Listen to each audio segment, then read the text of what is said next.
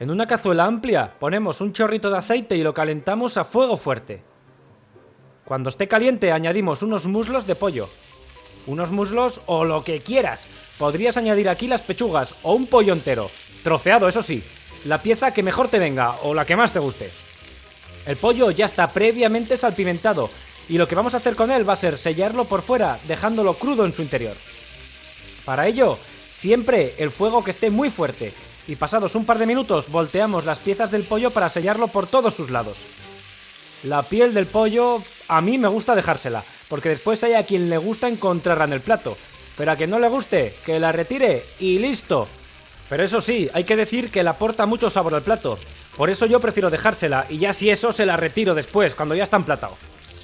Sea como sea, cuando el pollo esté bien sellado, pero crudo en el interior, vamos a retirarlo de la cazuela y a reservarlo para después. Podríamos dejarlo aquí, es decir, que realmente no hace falta retirarlo y podríamos hacerlo junto al resto de verdura, pero si no tenemos sitio, como es mi caso, lo retiramos y seguimos con la elaboración. En los mismos jugos que el pollo ha soltado durante su sellado, primero bajamos la potencia del fuego y añadimos una cebolla, un pimiento rojo, un pimiento verde, zanahoria y 2 o 3 dientes de ajo. Todo ello picado pero no en trozos muy pequeños, que nos encontremos después esta verdura en el plato. A todo esto le agregamos su pizca de sal y su pizca de pimienta negra recién molida. Y después dejamos que toda esta verdura se cocine durante unos 10 minutos, siempre a fuego suave, moderado, y removiendo con frecuencia. Aquí podrías añadir otras verduras, a tu elección, pero esta sugerencia que te planteo le va fenomenal. Pasados esos 10 minutos le vamos a añadir un ingrediente que le viene estupendamente bien a este estofado.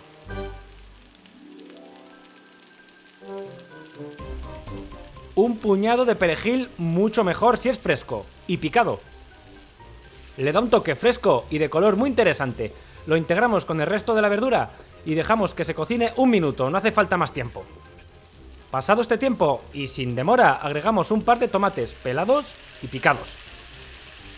Es muy importante que el tomate esté pelado, si no, después nos encontraremos la cáscara en nuestro guisote y su textura no es agradable al paladar precisamente, así que pelado, mucho mejor.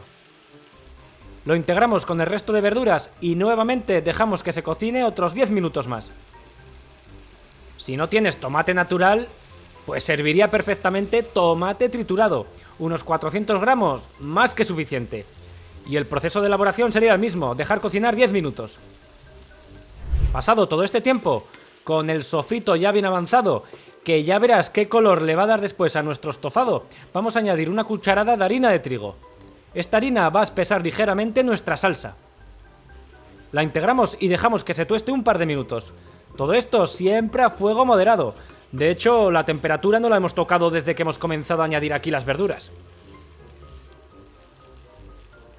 Con todo esto ya hecho, es el turno de añadir aquí los muslos de pollo que teníamos reservados del principio. Los muslos o la parte del pollo que sea que estás empleando. Lo integramos con el sofrito que acabamos de preparar, un sofrito de mucha verdura y que después le va a dar a nuestro estofado un toque exquisito y no solo en sabor, sino también en cuanto a color. Que la comida entra por la boca, está claro, pero antes nos debe entrar por el ojo. Hecho todo esto, ya no queda más que cubrir con líquidos. Se podría echar un poco de vino blanco, pero yo me voy a saltar este paso y directamente paso a cubrir con agua. A esta agua la vamos a echar su pizca de sal, para que desde ya el caldo y el pollo vayan absorbiendo su parte de sal, incluyendo en el centro de los muslos. Y ahora hacemos unos pequeños movimientos circulares en la cazuela, más que nada para asegurarnos de que todos los ingredientes queden bien distribuidos por la misma. Y ahora, mira, ha sido removerlo todo ligeramente, y lo que era agua ya ha cogido un color muy interesante, y eso que aún aquí no ha cocido nada. Así que imagina el caldito que se va a formar aquí durante la cocción del pollo.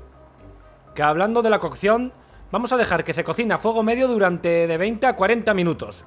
Y dirás, ¿de 20 a 40 minutos? Eso es un margen muy amplio. ¿No puede ser más específico con el tiempo, por favor? Bueno, pues sí, pero es que depende de la variedad del pollo. Si el pollo es blanco y más joven, será más tierno y tardará apenas 20 minutos en cocerse. Pero si es algo más viejo, tardará algo más, en torno a 40 minutos. Por eso depende. Más trucos de la cocción. Para que os quede realmente delicioso, lo cocemos sin la tapa, destapado. Así habrá evaporación de líquidos. Y lo que es más importante,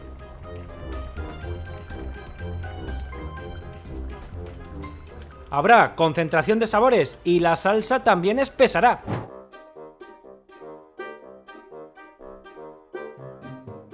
Y al final obtendremos algo como esto. Un estofado de pollo al estilo de mi abuela, con la salsa espesita, napante tal a lo prometido. Un pollo guisado que es pura ambrosía. Ñam, ñam, ñam, ñam.